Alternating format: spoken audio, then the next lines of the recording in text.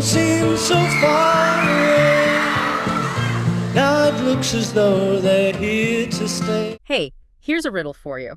What Beatles song has generated the most cover versions? That's easy. Yesterday. Thousands of covers from all kinds of artists. You are correct.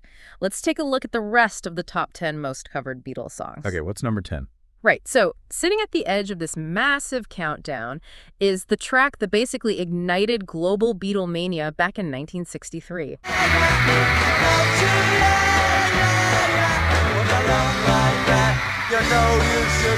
I mean, we're talking over 500 officially recorded covers of She Loves You. Oh, yeah, an absolute classic. Right. And what absolutely fascinates me is how traditional pop arrangers at the time just completely dismissed it. They heard that explosive, yeah, yeah, yeah chorus and instantly wrote it off as this cheap gimmick just to make teenagers scream.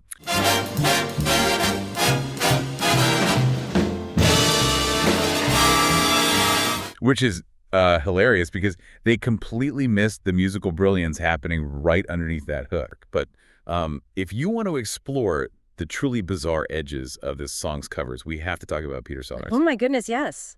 I still can't believe this version actually exists. So the legendary comedic actor Peter Sellers, who was actually good friends with the band, decides to record a parody version in 1965. But he doesn't just sing it. No, he goes full character. Right. Thinking of, and she's told me what to say. She says she loves you. Yeah? Yeah? He records a spoken word recitation in the exact exaggerated style of his famous character, Dr. Strangelove. He's reciting, yeah, with this chilling, stiff, aristocratic detachment. It is utterly absurd. I can just picture John Lennon and Paul McCartney crying with laughter in a studio listening to that. Oh, and speaking of John and Paul, the craziest piece of trivia is that their West German record executives forced them to record a German version. CD Beach, right? Yeah. EMI was convinced it was the only way to sell records in Germany, so they literally forced John Lennon and Paul McCartney into a Paris studio in 1964 just to record that.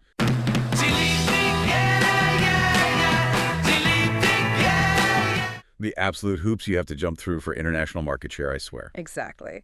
So we go from these manic, high-tension pop explosions into something completely engineered for one specific voice. That brings us to number 9, with over 600 covers. With a little help from my friends. What would you think if I sang out a tune? Would you stand up and walk?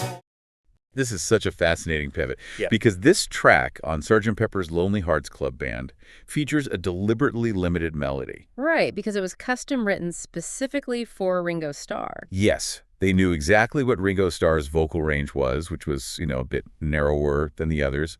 So they built this incredibly warm, conversational call and response structure right around him as a safety net. The other guys sing a question, and Ringo Starr casually answers it. Exactly.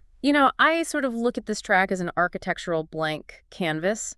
Because that melody is so wonderfully simple, it practically begs other artists to come in and paint their own intense emotions all over it. That is the perfect analogy. And that blank canvas allowed Joe Cocker to completely shatter the mold in 1969. Mm-hmm. His performance at Woodstock is universally considered one of the greatest covers in the history of rock music. Oh, it's legendary.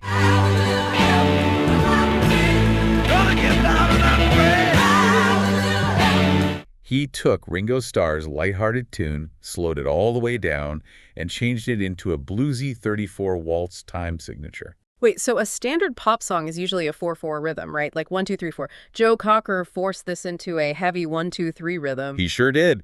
He dragged it into this raw, screaming gospel tempo. It is an absolute masterpiece. It gives you chills just thinking about it. But then, on the total opposite end of the spectrum, you have the Scottish band Wet Wet. Oh, the 1988 cover. Yeah, they recorded this polished, upbeat pop version for a charity album. What do you do when our love is away? Does it worry you to be alone? And it went straight to number 1 on the UK charts. The song hit the absolute top decades later without a single member of the original band involved. It goes to show how bulletproof the underlying writing was. Although the original songwriting process had a pretty funny little hiccup. The working title for the song was Badfinger Boogie. I have to know why. That is such a weird title. Because John Lennon had injured his index finger. He was trying to write the song on the piano with a hurt finger, hence Badfinger Boogie. Oh, wow. And that working title actually inspired the name for the band Badfinger a few years later. Stubbing your finger and inadvertently naming a beloved 70s rock band is an incredible flex. Now, if that track was a straightforward canvas, this next tier of covers throws out the rulebook entirely. Oh, definitely. We're looking at around 700 covers for number 8, Norwegian Wood. I once had a girl, or should I say, This bird has flown. This is the song famous for introducing the Indian sitar to Western pop music. It has this subtle, waltzing acoustic groove. Folk singers and jazz instrumentalists instantly fell in love with that modal melody. Okay, I hear the word modal thrown around a lot by music critics. For anyone listening who doesn't have a music theory degree, what does that actually mean here? Think about a typical pop song. It usually follows a standard scale that neatly resolves at the end of a phrase. It feels complete. Right, it wraps up nicely. Exactly. Modal scales, on the other hand, sort of float. They avoid those typical pop resolutions, giving the music this ancient, almost suspended, mysterious feeling. Which perfectly matched John Lennon's cynical lyrics about a weird romantic encounter. It really did. That completely tracks. And apparently that floating groove translates beautifully to country music, too. In 1967, Waylon Jennings put it on his album Love of the Common People. So I looked around and I noticed there was A country outlaw version of Norwegian Wood is just wild to think about. Right. He takes John Lennon's dry lyrics and pairs them with a classic Nashville outlaw beat. And then if you jump ahead to 1993, the hip-hop group PM Dawn sampled that sitar for their own track. sat on the rock, biding my time. It shows how flexible that groove is across decades. Yeah. And, speaking of that sitar, the backstory on how that actually happened in the studio is endlessly funny to me. Oh, you mean how it was basically an accident? Yes. This groundbreaking cultural crossover moment happened because George Harrison bought a cheap sitar at a random tourist shop on Oxford Street in London. While they were filming the movie Help. Right. Exactly. He brings this souvenir into Abbey Road, and he barely even knew how to play the thing properly. He just sort of figured out the notes as they were recording. Hey guys, look what I bought at a gift shop. Let's put it on the record. It's wild how George Harrison stumbled into that. But just 2 years later, you get an acoustic arrangement that was meticulously engineered to be flawless. Which brings us to number 7, with roughly 800 covers, Blackbird. You were only waiting for this moment to rise. Written entirely by Paul McCartney in the spring of 1968 in response to the American Civil Rights Movement. And strictly from a guitar playing perspective, it is a masterclass. It really is incredible. The arrangement is based on a Bach piece. It is so sparse and naked, it has become the ultimate proving ground for vocalists. And we saw a massive example of that just recently. Beyoncé covered it as Blackbird with 2 eyes on her 2024 album Cowboy Carter. All your life, you were only waiting for. Oh, that was fantastic. And she didn't just play her own version. She actually used Paul McCartney's exact original 1968 backing acoustic guitar track, featuring this incredible choir of Black female country artists singing over it. It was a gorgeous tribute. And then back in 1990, Carly Simon did something totally unexpected with it. She put it on a children's album, turning it into this ethereal lullaby with delicate ambient synthesizers. Totally different vibe. You were only waiting for this moment to arise. But it works so well. Okay, before we move off this era, I have to step in here and push back on a major myth about the original recording of Blackbird. If you listen closely to the track, there is this subtle ticking noise in the background. Oh, I know exactly what you're talking about. For decades, I have heard self-proclaimed music historians confidently swear that it's a metronome they accidentally left running in the studio. I'm here to tell you it is not a mechanical metronome. No, it's definitely not. It is literally just Paul McCartney tapping his foot on a wooden board sitting on the studio floor. They just happen to have a microphone placed right next to his feet. I love busting that myth. The truth is always so much more human. And that human element perfectly bridges into our next tier, because we go from observing external social movements to diving into incredibly intimate nostalgia with number 6, In My Life. There are places I remember. which sits at around 900 covers. This track is consistently ranked among the greatest lyrics ever written in the English language. It marked a massive shift for John Lennon. He was moving away from the simple teenage romance stuff, right? Exactly. Yeah. Stepping into heavy, reflective poetry, memory, lost friends, enduring love. It's no wonder this song is the ultimate go-to for artists doing career retrospectives. And nobody encapsulated that feeling better than Johnny Cash. In 2002, he delivered this haunting, incredibly weary rendition. You listen to his voice, and you feel the full, crushing weight of a legendary artist nearing the end of his life. With lovers and friends, I still can recall. It brings tears to your eyes. But the song can also be blown up into a massive spectacle.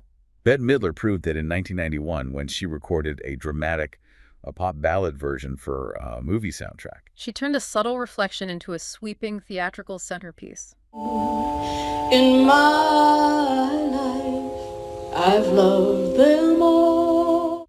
Oh, and we can't talk about In My Life without talking about the piano solo in the middle.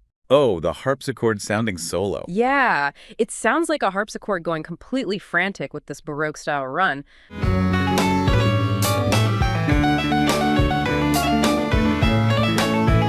How did their producer, George Martin, even physically play that? And that's the secret. He didn't. George Martin wrote this intricate passage, but his fingers physically could not move fast enough to play it at full speed. So they recorded the piano an octave lower at half speed. Wait, so let me get this straight. When you take a tape recorded at half speed and speed it back up to normal, the pitch obviously jumps up an octave. Exactly. But more importantly, the attack and decay of the piano strings get artificially chopped in half. Oh, wow. The sound waves compress, so it physically sounds like plucked harpsichord strings instead of struck piano strings.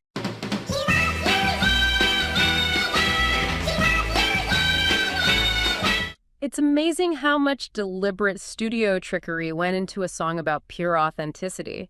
But what's even crazier is going from John Lennon pouring his heart out to a song engineered as a complete joke. Yes. Crossing the 1,000 cover milestone, we have number 5. Michelle, my belle, these are words. We pivot right into Paul McCartney's crafted European lounge appeal. It features French lyrics and these jazzy guitar chords. But you're telling me this Grammy-winning song was basically a sarcastic bit? It is completely true. Back in the late 50s, Paul McCartney used to wear a black turtleneck and sit in the corner at art school parties, groaning fake French phrases just to mock the pretentious partygoers. That is so funny. It was a parlor trick.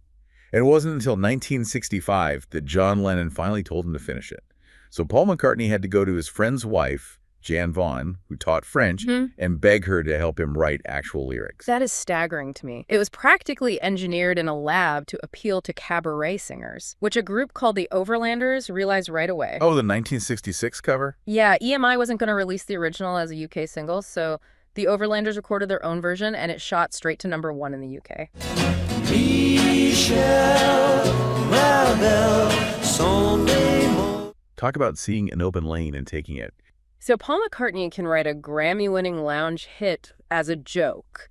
But when the band was actually falling apart, that same guy sat down and wrote something that feels like it belongs in a church. Which brings us to number 4, with roughly 1,200 covers, Let It Be. There he comes to me, speaking words of wisdom, let it be. By 1969, the environment was completely chaotic, and he writes this universal message of reassurance, grounded in gorgeous gospel chord progressions. Right, and musically, the reason it feels like a hymn is because it leans heavily on what's called a plagal cadence. What does that mean for the listener? It's traditionally known as the amen chord progression used at the end of church hymns.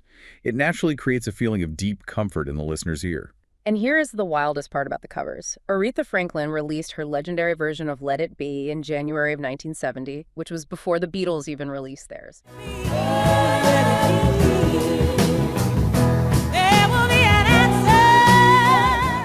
Paul McCartney had actually sent her an early demo tape.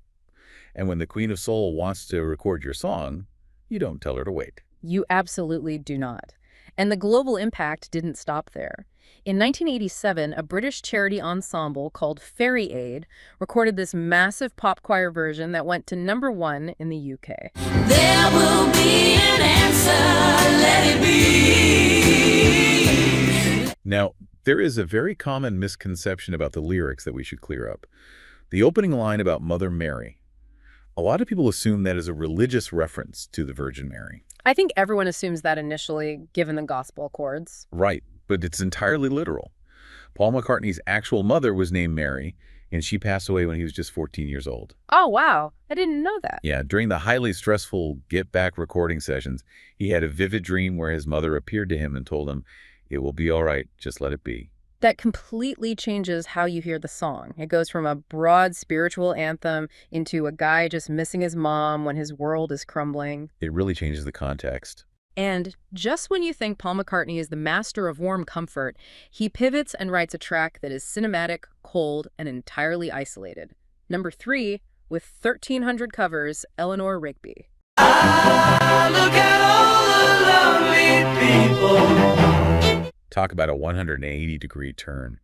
The arrangement is stunning because they completely ditched standard rock instruments. No guitars, no drums, just a Dryden string octet arranged by George Martin. I love the analogy of those strings sounding like a ticking clock. It's this relentless bowing that physically mimics time just passing these lonely people by. And naturally, soul singers and avant-garde artists flocked to it.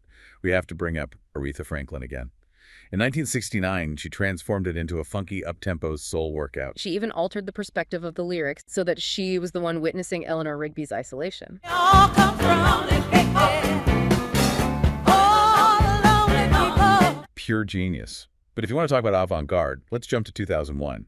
An industrial metal band called Godhead layered it with aggressive synthesizers and heavy, distorted guitars. And it somehow became an unexpected hit on MTV.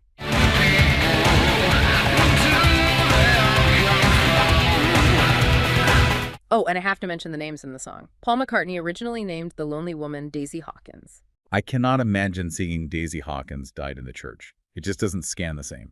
It sounds entirely wrong. He eventually changed it to Eleanor after the actress Eleanor Braun. And Rigby came from a sign he saw for a shipping company called Rigby & Evans Ltd. He's literally walking down the street, pulling names off shipping company signs to build masterpieces. Which brings us into the absolute elite tier of this catalog. Number 2, with around 1,500 covers, Something. Something in the way she moves. This is where George Harrison finally steps up and matches his songwriting partners at their creative peak. Frank Sinatra famously called Something the greatest love song of the past 50 years. You stick around, Jack, it might show. Although Sinatra hilariously spent years performing it live on stage and loudly crediting John Lennon and Paul McCartney for writing it. Can you imagine being George Harrison? Sinatra loves your song but thinks the other guys wrote it. And then you have James Brown. In 1972, the godfather of soul took this delicate guitar ballad and recorded a raw, funk-driven version. You know I believe in how you got to be. Can you imagine James Brown's funk groove wrapped around George Harrison's melody? That's insane. But what's even crazier is that George Harrison almost threw the song in the garbage. Right. He wrote it on a piano in an empty studio. But he thought the melody was so good, he assumed he must have unconsciously stolen it from another artist. He literally sat on the track for months, too paranoid to show it to the rest of the band, thinking someone was going to sue him for plagiarism. That just goes to show you, imposter syndrome spares absolutely no one. All right, we have reached the absolute summit, circling all the way back to the riddle from the top of the show, the track with well over 3,000 officially recorded covers, Yesterday. The undisputed champion. Recorded in 1965, it broke every rule for what a rock band was supposed to sound like. Oh, I believe in yesterday. It is just Paul McCartney's vocal, his acoustic guitar, and a string quartet. And everyone has taken a swing at it. Ray Charles recorded a soul version in 1967 that hit the top 40. Oh, yesterday came shining. And Paul McCartney has explicitly stated that the Ray Charles rendition is his absolute favorite cover of any song he has ever written. High praise. But the intricate harmony arrangements also make it perfect for vocal groups. The legendary R&B group En Vogue proved that in 1990. Oh, the a cappella version. Yes.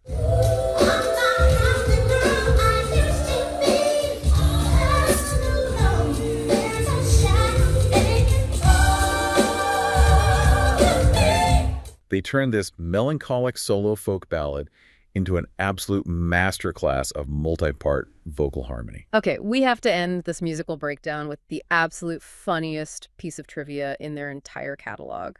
The melody for Yesterday famously came to Paul McCartney completely fully formed in a dream. He woke up, stumbled to the piano, and started playing it. But just like George Harrison, Paul McCartney was terrified he had plagiarized it from an old jazz record. He spent weeks walking up to producers and asking, have you heard this before? And because he didn't have the final words yet, he had to sing placeholder lyrics just to remember the phrasing. And those working placeholder lyrics were, "Scrambled eggs, oh my baby, how I love your legs." The most beautiful melody of the 20th century, forever tied to breakfast food. You know, looking at this entire catalog we just walked through, it summarizes a massive legacy. It proves they weren't just a popular rock group. They were quite literally the architects of a lasting musical foundation. Right. We're talking about a catalog that smoothly translates into jazz, raw soul, country outlaw, and even aggressive industrial metal. They assembled a new songbook that every single generation of musicians is still actively exploring. Which leaves you with a pretty wild thought to chew on. Given how thousands of different artists have adapted these across every genre imaginable, are these even Beatles songs anymore? That's a good question. Or have they crossed the threshold into becoming the modern equivalent of traditional folk songs? Think about it. In 300 years, will people still be singing these exact same melodies, completely unaware of who John, Paul, George, or Ringo even were? Wait, I almost forgot to mention our Beatles store. Yeah, we've collected our favorite Beatles treasures all in one place. We've got a dedicated Amazon Beatles store. The link is in the video description and the first comment. It's a great way to support this channel and get some great prices on some Beatles merch. And if you have a browser handy, go to BeatlesRewind.com and that will get you to our store. Until next time, when you listen. Your mind conducts its own symphony.